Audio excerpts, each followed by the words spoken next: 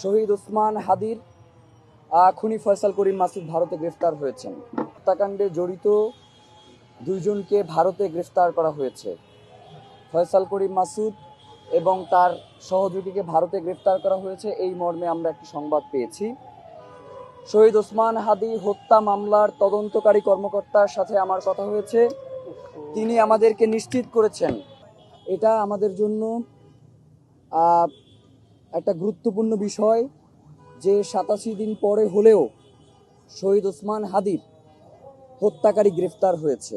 এখন মূল যেই বিষয়টা সেটা হচ্ছে, আমরা আপনাদেরকে বারংবার একটা কথা বলে আসছি যে শুধুমাত্র শহীদ ওসমান হাদির হত্যায় যিনি শুধুমাত্র গুলি করেছেন তিনি একমাত্র শহীদ ওসমান হাদির হত্যাকারী নয়।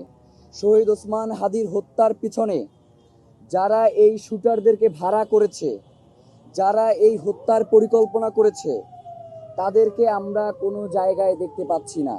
ইতিপূর্বেও শহীদ ওসমান হাদির হত্যার একটি তদন্ত ডিবির মাধ্যমে সম্পাদিত হয়েছে, যেখানে শহীদ ওসমান হাদির হত্যার যে বিচারিক প্রক্রিয়া বা তদন্তের যেই প্রক্রিয়া সেটা শুরু হয়েছে ফয়সাল করিম মাসুদকে দিয়ে। তারা শহীদ ওসমান হাদির হত্যাকাণ্ডকে একটা ধামাচাপা দেওয়ার চেষ্টা করেছে। বর্তমানে এই মামলাটি, এই তদন্তভার সিআইডির অধীনে রয়েছে, তারা তদন্ত করছে। আমি আজকে সিআইডির যিনি তদন্তকারী কর্মকর্তা রয়েছেন তার সাথে কথা বলেছি। আমি তাকে জিজ্ঞেস করেছি যে এই তদন্ত করতে আর কতদিন সময় লাগবে।